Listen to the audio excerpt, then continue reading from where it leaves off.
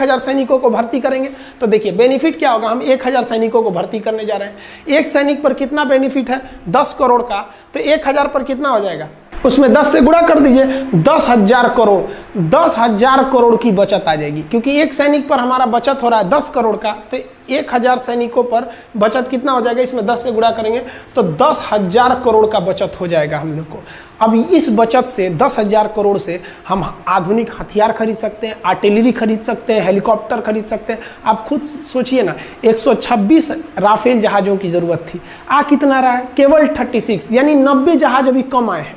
अब सोचिए हमारे यहाँ पे तो पैसे, हथियार पे पैसे कम खर्च होते हैं और अपनी की टेक्नोलॉजी उतनी आगे नहीं है जितना होना चाहिए। सेना के क्षेत्र में हम मतलब सेना में जो हथियार बनाना है तो उसमें हम लोग उतना मतलब संतोषजनक विकास नहीं कर पाए। मिसाइल टेक्नोलॉजी हम लोग की आगे है, लेकिन जो हेलीकॉप्टर एविएशन सेक्टर है उसमें बहुत संतोषजनक विकास नहीं हुआ है। अब आप ऐसे अंदाजा लगाइए, 1 रैंक 1 पेंशन जब आया था तो आपको पता होगा ये क्या है 1 रैंक 1 पेंशन। मतलब क्या है समझिए ध्यान से, कि जिस तरह से लोगों की सैलरी बढ़ती है, जैसे जो दरोगा 2010 में था या जो 1995 में दरोगा की जो सैलरी थी, क्या 2020 में वही सैलरी है?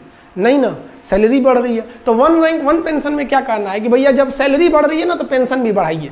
यानी जो आदमी, जो सिपाही 2020 में रिटायर हो रहा है उसका पेंशन जितना है उतना ही पेंशन उस सिपाही का भी होना चाहिए जो 2002 में रिटायर हो गया और अभी तक जिंदा है, मतलब मान लीजिए जीवित है।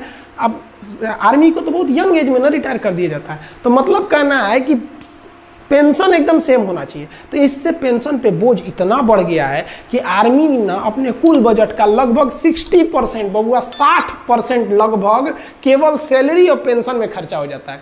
यानी जो आर्मी को पैसे मिलते हैं उस पैसे का 60% सैलरी या पेंशन में खत्म हो जाता है। बाकी में आपका डीजल का खर्चा है, ये वगैरह वगैरह खर्चे हैं, तो बहुत कम खर्च हो पाते हैं हम लोग का। अब ऐसे समझिए ध्यान से हमारी आर्मी को टोटल 2.5 लाख करोड़ रुपए मिलते हैं साल में, कि भैया इस 2.5 लाख करोड़ में आपको जो करना है करिए। अब 2020 का हम आपको बताते हैं, जो 2.5 लाख करोड़ मिले थे हम लोग को उसका हिसाब देखिए ध्यान से यहाँ पे कैसे है 2.5 लाख करोड़ का 2020 में। उस 2.5 लाख करोड़ में से 1,33,000 करोड़ हम लोग पेंशन देने में खर्च कर दिए, यानी लगभग आधा खर्च कर दिए पेंशन देने में, 1 रैंक 1 पेंशन का पेंशन पे। और हथियार कितने का खरीदे? 1,20,000 करोड़। आप अगर इसको जोड़िएगा तो लगभग 2.5 लाख करोड़ आ जाता है। तो ये हमारा 2.5 लाख करोड़ का हिसाब है। आधा निकल गया पेंशन सैलरी देने में, अब बाकी बचा। अब खुद सोचिए ना, पेंशन वगैरह का जो हमारा खर्चा है पेंशन का, उससे कम खर्चा है हमारे हथियार का।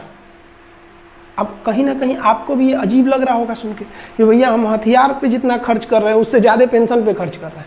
तो ये टूर ऑफ ड्यूटी है, इसके पीछे भले ये तर्क दिया जा रहा है कि आर्मी जवान रहेगी, सेना जवान रहेगी, ये तर्क दिया जा रहा है कि युवाओं में जो राष्ट्रवाद है, जो देश प्रेम है, उसका सही उपयोग होगा, लेकिन इसके पीछे जो मेन रीजन है वो आपको दिख गया कि आर्मी अपने पेंशन को बचाकर उस पैसे को मॉडर्नाइजेशन की ओर लगा सकती है। क्योंकि हमारे जो बगल में चाइना है ये बहुत ही ज़्यादा अपने आर्मी पे पैसे खर्च कर रहा है। तो ये समझ में आ गया आप लोग को। अब आपके मन में एक सवाल आएगा कि ये जो सैनिक होंगे टूर ऑफ ड्यूटी पे, ये कैसे आएंगे? टूर पे जैसे घूमने जाते हैं? नहीं, इनका भी वैसे ही बहाली होगी, वैसे ही भर्ती होगी जैसे एक रेगुलर आर्मी का होता है, वैसे ही ट्रेनिंग होगी जैसे एक रेगुलर आर्मी का। यानी अगर कोई जवान खड़ा है तो आप देख के नहीं कह सकते हैं कि टूर ऑफ ड्यूटी का है कि ये परमानेंट है। फिर आप उसके आई कार्ड को देखना पड़ेगा, उसका सर्विस रिकॉर्ड देखना पड़ेगा कि कौन सा ये जवान है, तब पता करेंगे। ट्रेनिंग भी एक ही जगह पर होगी, सैलरी भी एक मिलेगा, हर चीज़ एक रहेगी। फर्क बस ये रहेगा कि भैया आपको 3 साल पर रिटायर कर दिया जाएगा